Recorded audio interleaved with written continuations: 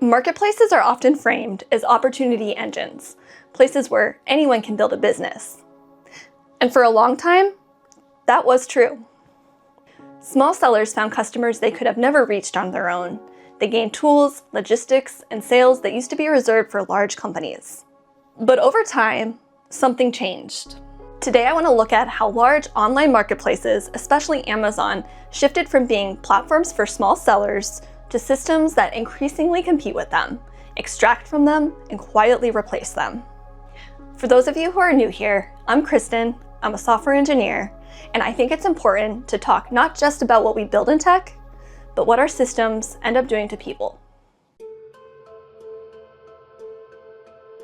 In the beginning, marketplaces offered small sellers three powerful things: access to massive audiences, infrastructure they couldn't afford alone, and a sense of fairness, same shelf, same chance.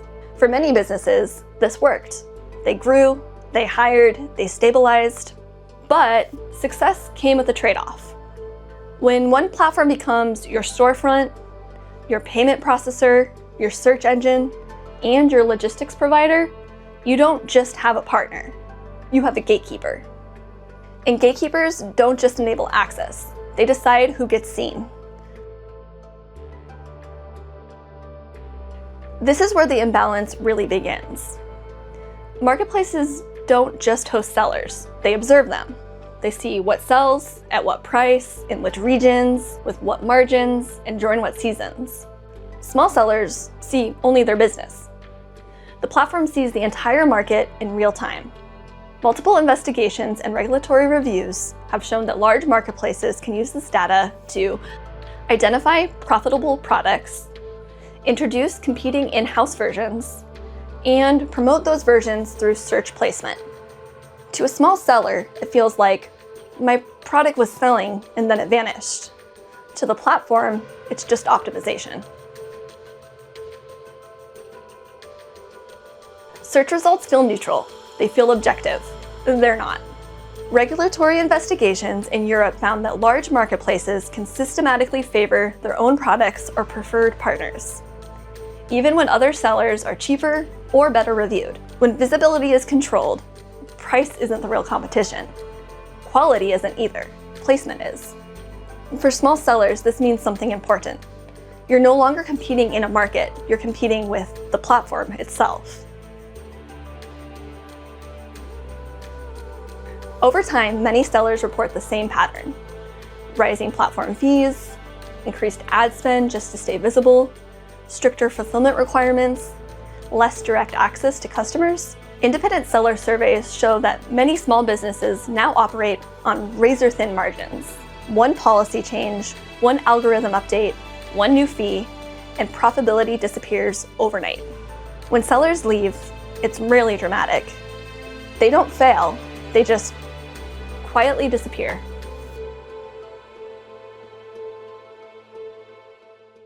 This isn't just a small business problem.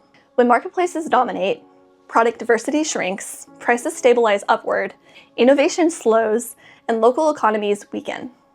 Consumers feel like they're choosing freely, but the menu itself is curated by incentives they never see. Convenience masks consolidation. It's the same pattern we see in app stores, social platforms, creator marketplaces, and AI ecosystems. Platforms often start by saying, we'll help you grow. But eventually, they evolve into, you can grow as long as it serves us. This isn't personal, it's structural. Understanding the system matters, but understanding where your choices still count matters just as much. No one person can boycott their way out of a monopoly, but millions of small, conscious decisions do change incentives. One of the biggest myths monopolies rely on is, if you can't do everything differently, don't do anything. But that's not true. Research on consumer behavior shows that partial shifts, when adopted at scale, can reduce platform dominance, increase survival rates for small sellers, and slow consolidation. You don't have to abandon convenience, you just need alternatives in rotation. When you buy directly from a seller, they keep more of the margin, they own the customer relationship, and they aren't paying visibility taxes just to exist. Even moving gifts, specialty items, or repeat purchases off large marketplaces makes a real difference. This isn't nostalgia, it's economic resilience. One partial shift many people don't realize they can make is use marketplaces to discover products, then buy directly from the seller's site. This preserves discovery, reduces data extraction, and breaks the dependency loop. Small sellers consistently say that direct customers are the way to keep them alive. The idea that local equals slow or limited is outdated. Many small sellers now offer competitive shipping, transparent sourcing, real customer support, and products designed to last. What's missing isn't capability, it's visibility. And visibility is controlled by platforms, not consumers. Monopolies don't collapse because people get angry. They weaken when dependency decreases, margins shrink, sellers regain autonomy, and alternatives normalize. That's how power shifts quietly, not through outrage, through diversification. Marketplaces aren't evil, but they're not neutral. Seeing this clearly doesn't mean rejecting convenience. It means understanding its cost. In future videos, we'll look at alternative models, decentralized systems, and what a fair digital marketplace could actually look like. Because systems shape outcome, and invisible power is still power.